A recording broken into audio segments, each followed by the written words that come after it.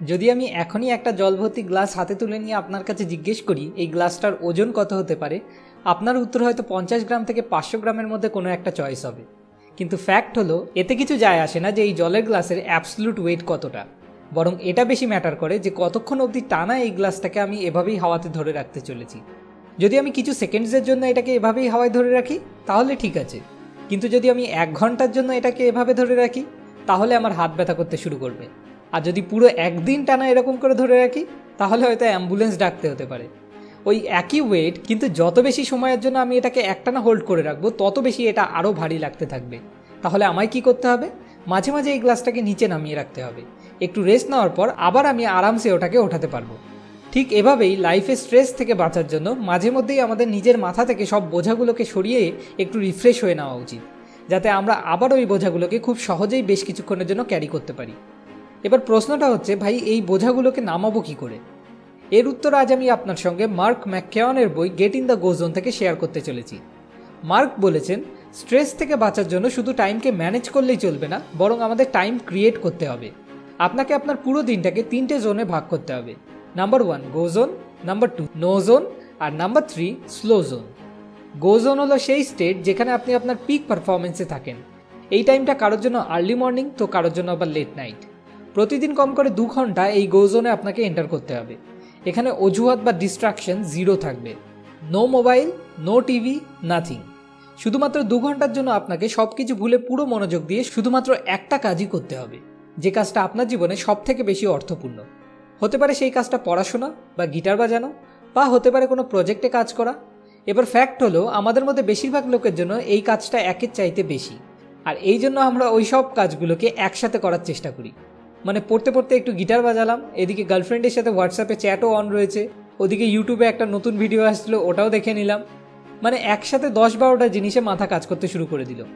ভাবুন, প্রথমে আপনাকে এক হাতে একটা কাচের প্লেট ধরার জন্য বলা হলো, তখন আপনার স্ট্রেস লেভেল কতটা হবে?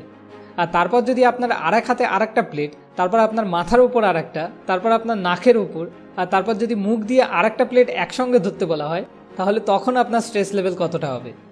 মজার কথা হলো আমরা সারাদিন এটাই করতে থাকি, একসাথে 10-12টা জিনিস মাথায় নিয়ে ব্যালেন্স করার চেষ্টা করি। এটাই স্ট্রেসের আসল কারণ। আপনি অ্যাট এ টাইম শুধুমাত্র একটা কাজ করুন, কোথায় স্ট্রেস? যদি থাকেও তাহলে সেটা মিনিমাম।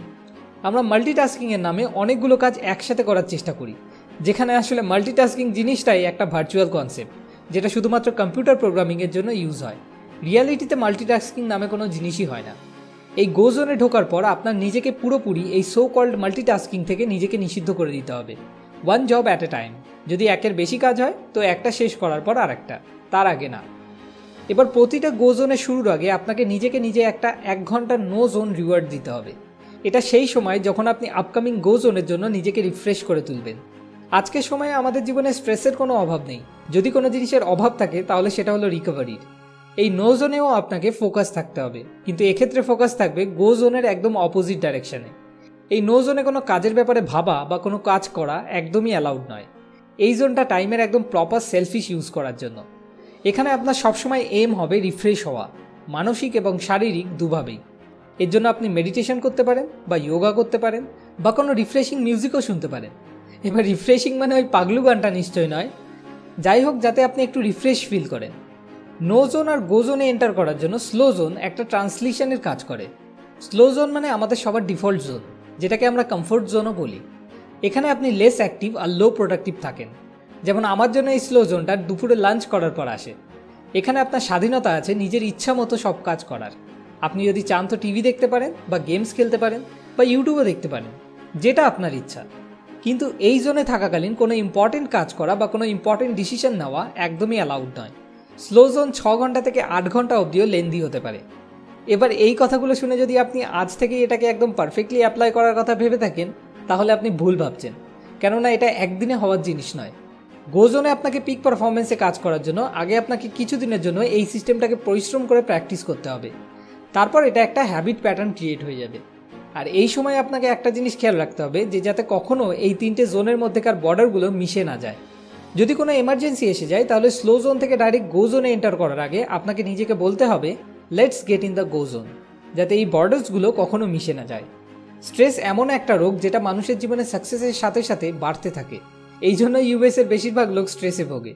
যদি আপনি এই রোগটাকে ইগনোর করেন, এটাকে ম্যানেজ করার জন্য কোনো স্টেপ না ওঠান, তাহলে একটা কথা খুব ভালো করে জেনে নিন, এই রোগটা আপনার জীবনও কেড়ে নিতে পারে।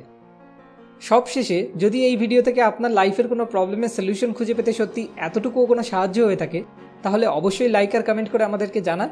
যতগুলো লাইক আসবে আমি জানবো ততজনকে আমি একটু হলেও সাহায্য করতে পেরেছি। এটাই আমার আসল উদ্দেশ্য। আর হ্যাঁ, আপনার বন্ধুদের সাথেও এই ভিডিওটা অবশ্যই শেয়ার করুন। কে বলতে পারে, হয়তো তাদেরও এই ভিডিও থেকে কোনো সলিউশন খুঁজে পেতে সাহায্য হয়ে যেতে পারে। পরের ভিডিও পরের সপ্তাহে, এরকম আরও অনেক ভিডিও পেতে সাবস্ক্রাইব করে আমাদের সঙ্গে কানেক্টেড থাকুন। ধন্যবাদ।